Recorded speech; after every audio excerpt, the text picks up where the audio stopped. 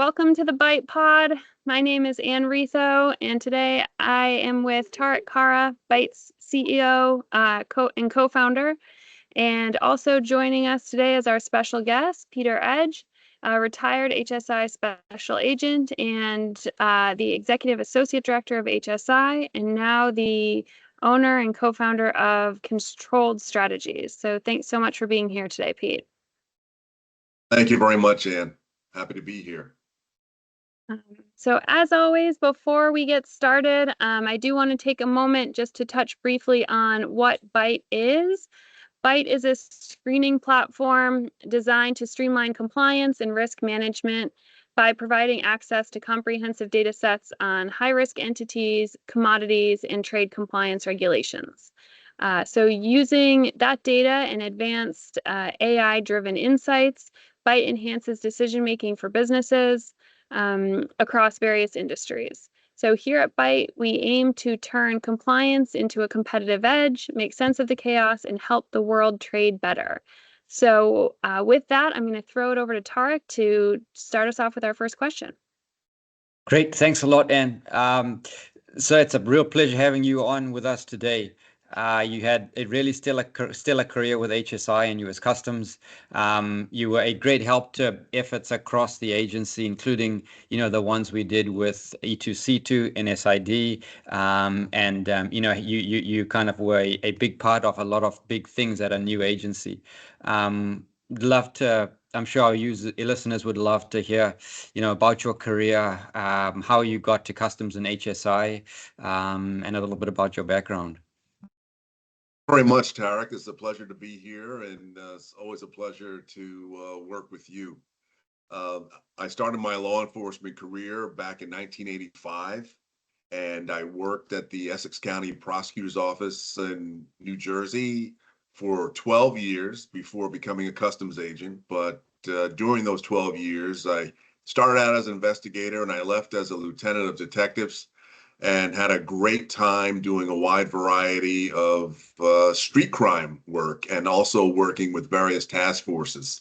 I had the pleasure of working with several federal agencies before I was assigned to the U.S. Customs Service, but it was really interesting work. I worked on a task force with the ATF on gun trafficking, with the FBI and the Joint Terrorism Task Force, with the Secret Service and their Electronic Crimes Task Force.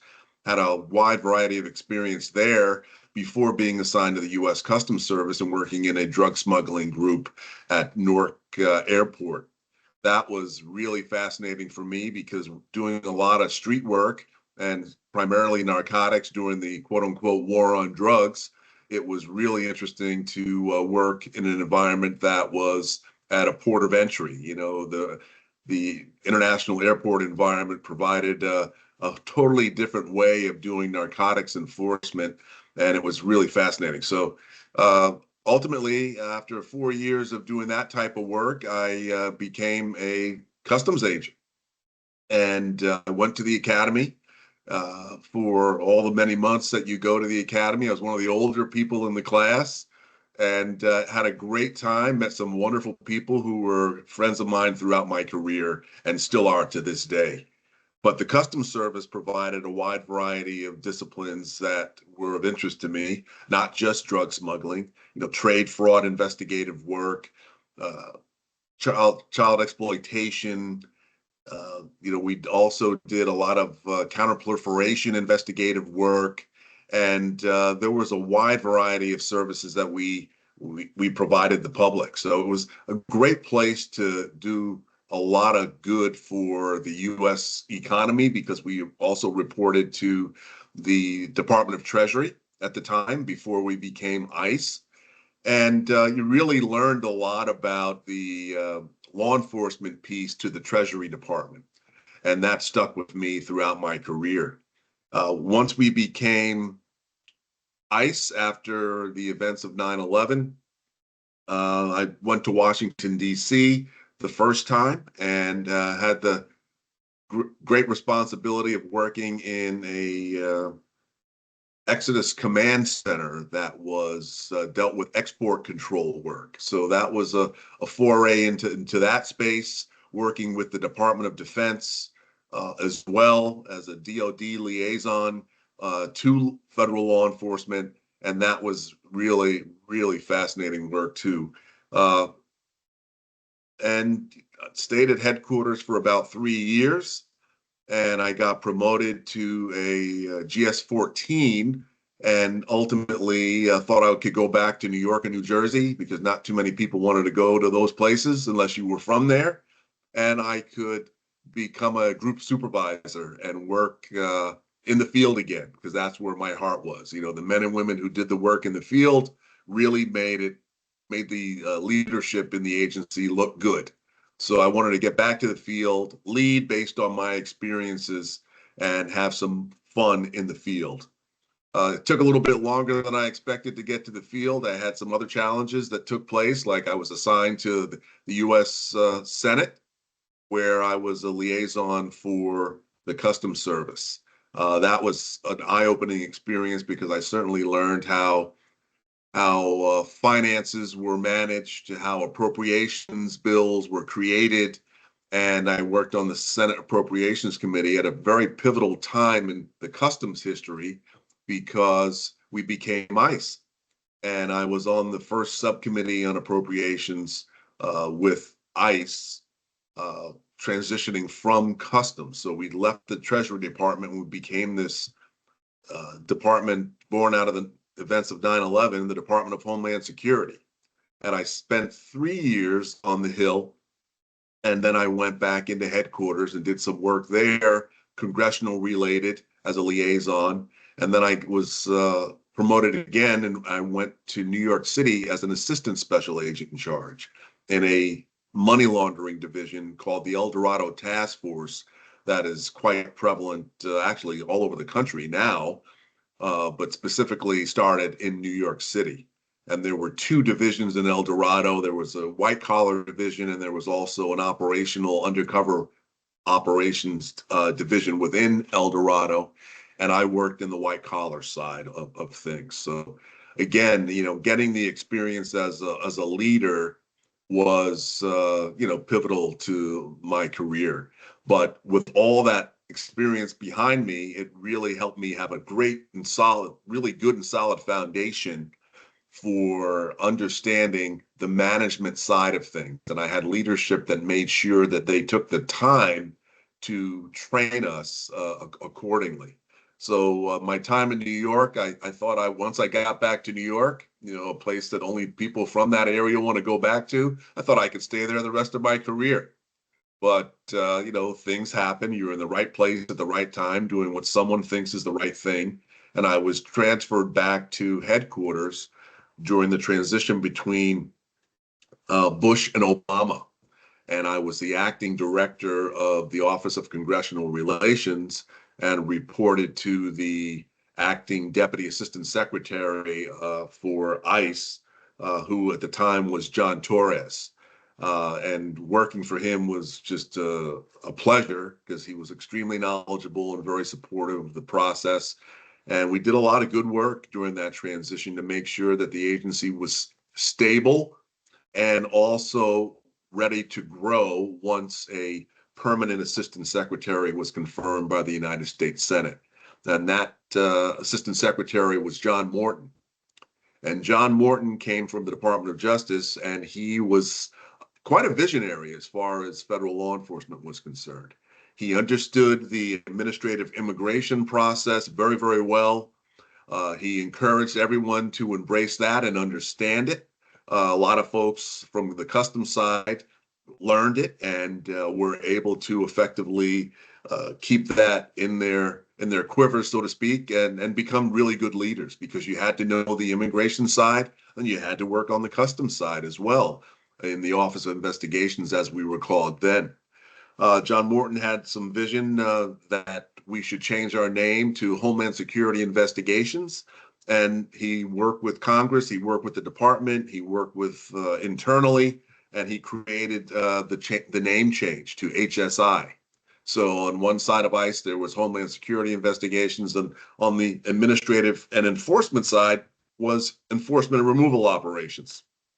And we got along very well. And to this day, that is a significant priority, and that is why ICE is such a special agency. But after working on the transition, I was lucky enough to go back to the field, where again, I thought I could stay the rest of my career as a special agent in charge in New Jersey.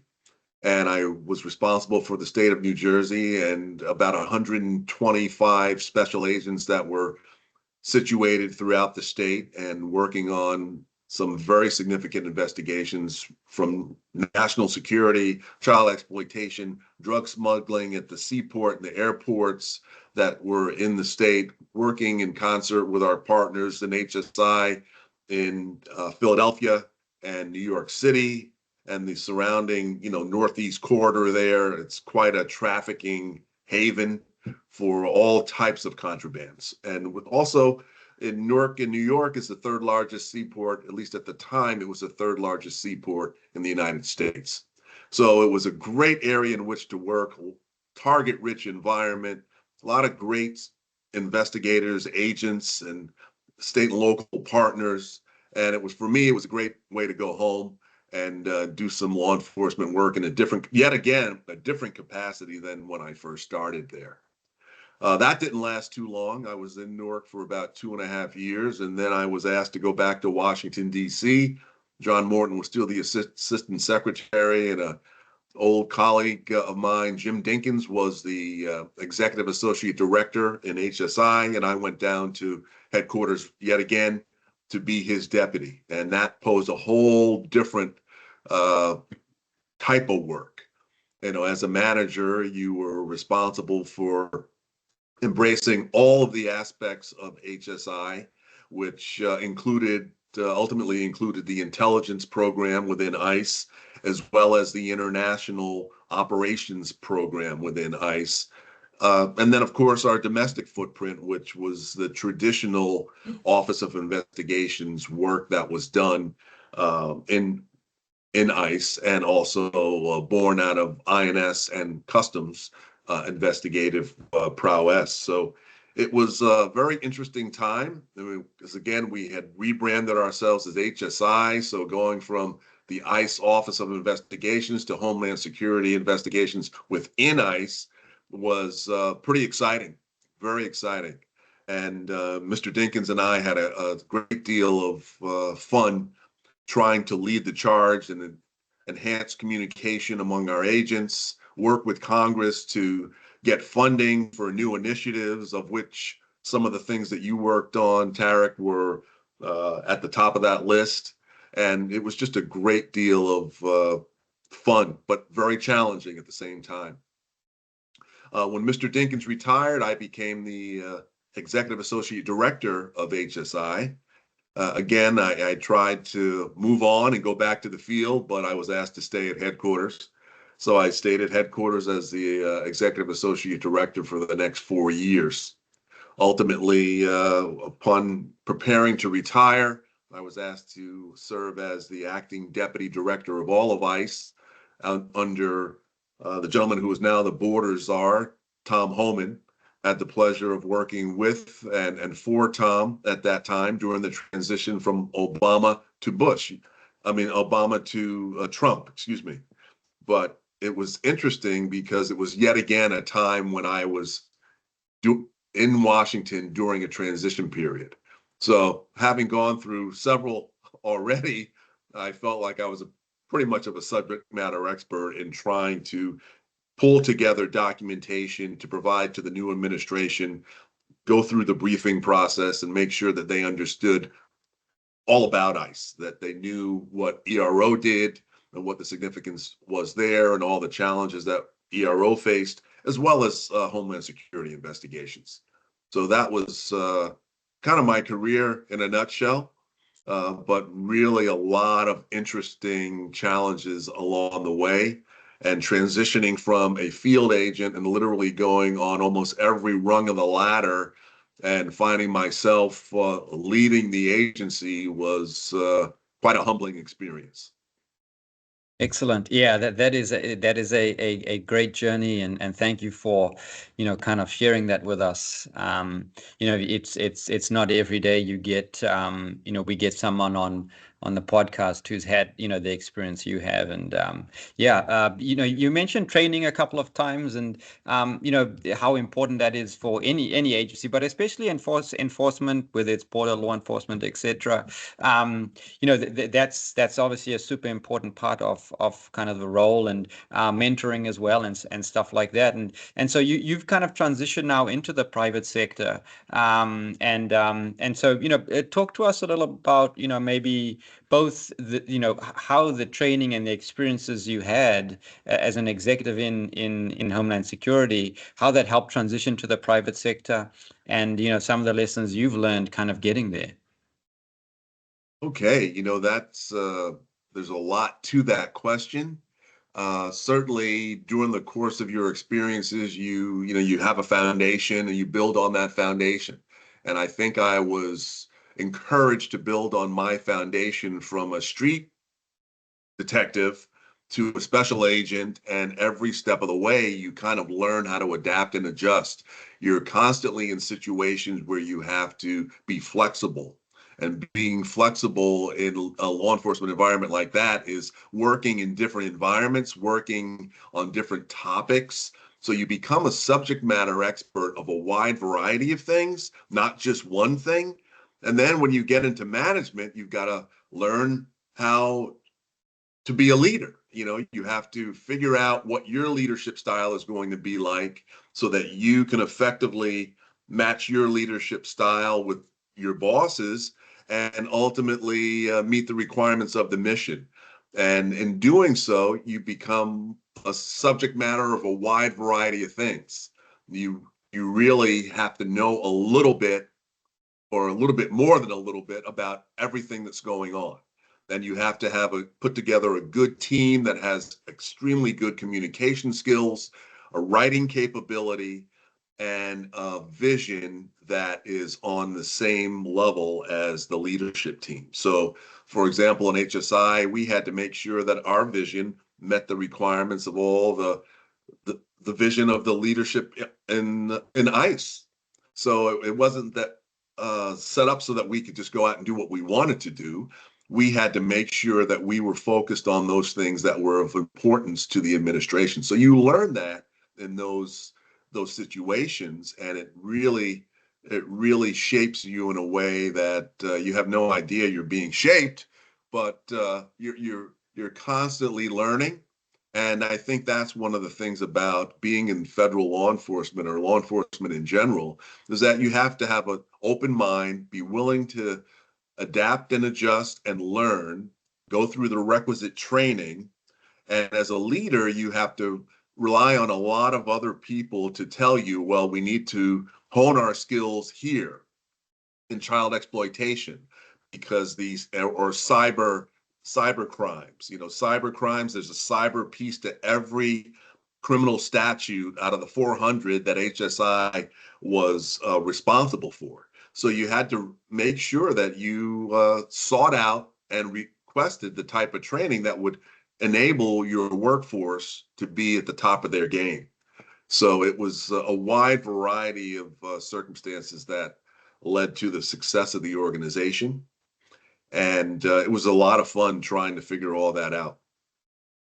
Great. Yeah, no, that's fantastic. And the continuous learning, and the ability to adapt. I think those kind of go hand in hand in many ways. And so, you've taken that learning, you've taken those experiences now into the private sector. What are some of the kind of lessons you've learned as you've transitioned to the private sector, to control strategies? Would love to hear obviously more about control strategies, in a little bit, but what advice do you have for, other folks going into, making that transition? So first of all, when you're in your seats in government and you're doing the work of a special agent or intel analyst or a mission support specialist, you really need to avail yourself and be open to new experiences. I always say to those that I mentor, you really need to get to that Y in the road. And, one path may look really easy and comfortable, but the other path might look a little daunting and, create a little nervousness. That's the path you should take. You should really try to embrace that which you don't know and learn it, take advantage of it. It becomes like a permanent tattoo for you in your experience. So that was something that I always was encouraged to do by the great leaders that came before me that helped me out and saw this in me and encouraged me to step out of my comfort zone. And I think that was critical to my personal success. And as we move forward as an agency, that was critical to us being successful. But in my personal situation, once I became an agent and became a leader in the organization, I had to figure out how I was going to transition out of government as well. And again, it was a lot of people who had gone before me who helped me start thinking along those lines. And you need to tackle this with open arms and get a mentor, do research into different job opportunities, because the private sector, as you well know, is very different than government, very, very different. And you have to be open to new things, new experiences. You have to put yourself again in your what is not your comfort zone. And if you're able to do that, you might have some success on the outside, because you might have to start all over again. We all get to a point where you get comfortable based on your experiences. And once you get that level of comfort, it's kind of hard to go back to being the new person on the team. But when you transition to the private sector, you're the new person on the team. You have to learn a whole new culture. You have to work a little differently because your personality might have to be a little bit more subdued than in a law enforcement environment. And you find yourself listening, learning, and not just listening and learning, but working differently according to whatever you're doing. Yeah, no, those are great lessons, and and obviously now at Control Strategies, you guys are building a great team and company. Tell us a little bit about how you guys are placed to maybe address some of the current changing trends in enforcement and trade, what's coming out of the new administration, so I guess, again, kind of two parts to the question. What do you see as some of the kind of trade enforcement or law enforcement trends coming out from the new administration, and how are you guys, placed to help people with those? Well, Control Strategies is a consulting firm, and we work a wide variety of verticals, from investigations to trade consulting, customs trade consulting, to physical security. We do a wide variety of service, international security, and the list goes on. But we're comprised of approximately 30 plus consultants, all of whom are from federal agencies. I would say most of whom are from federal agencies, and they've had long storied careers, and they have very similar backgrounds to mine in a very general sense, in that they started out as entry-level personnel and they worked their way through the ranks. They moved around the world, and they have a certain perspective that is critical to who they've developed into being, which is great, because what I don't know, I can reach out to a colleague who has another agency's background, and we have every alphabet soup law enforcement agency working with us that is in the federal government, and we're able to share experiences, share real in-depth subject matter expertise that is available to our clients. And a lot of federal employees have forgotten more than anyone else will ever know. So it's a matter of sharing that information with our clients to give them kind of be their guiding light, I would say, to accomplishing their goals and objectives. And with this administration coming in, of course, you have to look at what the priorities are. And I would say the number one priority in the control strategies space is we'd like to get involved in supporting the immigration enforcement piece because we have a wide variety of personnel who have a background there and understand the federal law enforcement piece. And, that is probably one of the biggest things, both administratively and both on the enforcement side. With regards to the trade enforcement piece and all that's going on with the tariffs, our trade consulting vertical is situated in a position to provide advice and counsel to those who are from that world, customs brokers, freight forwarders, and companies that do a lot of work in the import-export space. We have people from the appropriate federal agencies underneath the DHS umbrella who are experts in all of that. They know how the system works. And that's what we bring to the table, that type of knowledge in all the disciplines that we work in. I started out as a VP of corporate security at a defense contractor. And I learned a great deal there. And they had international connectivity. So we do a lot of international travel security, providing our clients with our experience and expertise in working with the Department of State and working with other companies that can provide security overseas in high-risk locations. And we provide that service as well. I moved on before starting Control Strategies to a company that was even larger, a lot of call centers around the world, and there were about 68,000 people. And I was the VP of Corporate Security, the Chief Security Officer, and we had to manage all the internal type investigative work that took place with a population like that is doing call center work for Fortune 500 companies.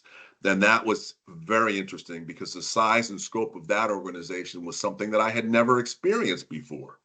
But my previous experience on the international stage was a great help in identifying risk and figuring out how to combat that as well as protecting the company's interest. And Control Strategies was born out of that. And we take all of that information, all of the knowledge that all of our consultants have, all the experience, and quite a few of our consultants have worked in the private sector upon their exit from government. And that has really given us an edge as to having a leg up on other companies and our ability to help our clients. Got it. Yeah, fantastic. And obviously we're looking forward to working with you as well, on those, lining up with the trade enforcement piece and compliance piece. But fantastic, and really looking forward to where you guys go with that. I've done a lot of their questions, and do you want to ask anything on your side? Yeah, Pete, I know when we talked previously, you had mentioned being involved in the Retired HSI and Customs Agents Organization. Do you want to share just a little bit about kind of what that is? We've talked a lot about that transition, and then also how it helps mentor agents that are going into retirement, and what that looks like for them. No, thanks for the question, Ann. And that is also a critical part for retired agents to become a member of the Association of Customs and Homeland Security Investigations Special Agents. And within the organization, it's led by retired HSI agents. And the board of directors is comprised of folks who have a very similar background, myself included. But it's an organization that really wants to give back to the community of the Homeland Security Investigations team that's out there working and serving the public today. So we support the various offices around the country with things that they may need. We also foster some great connectivity and fellowship among retired agents, so we can remain connected to the community. Um, Not only that, but it's important to mentor those who are on the cusp of transitioning out. If during the course of this discussion, I mentioned the mentoring process, from being a mentor, and also from being mentored, being helped greatly I couldn't have done it without the mentors that I've had, whether I was on the job or whether I was transitioning out. The community really is very, very supportive. And that's what we're trying to do. We're trying to make sure that those who are currently working, if an office is doing a charity run, we'll provide equipment for that run. It's great to be a support agent for those who are trying to do so much for the men and women of the United States.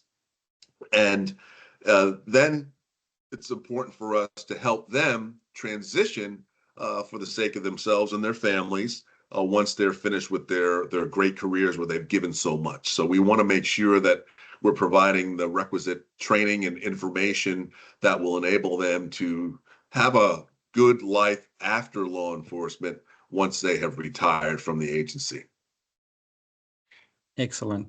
Yeah, no, super great work there. And it's a big part, the alumni organizations, the groups that are there to support the guys who are active and or ready to transition. So yeah, I just want to thank you immensely for jumping on with us today. It's been a real pleasure. As I mentioned, you are even in your own way, with the work we did with analytics and export control and really being a proponent for new technology and doing things in a different way at HSI. That was a huge boost to my career as well. So just want to take a minute to thank you for all you did there as well.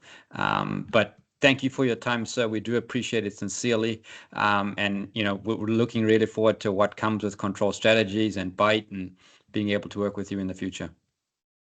Thank you, Tarek. Thank you, Ann. I'm certainly looking forward to the partnership, and it's been a pleasure to spend time with you today.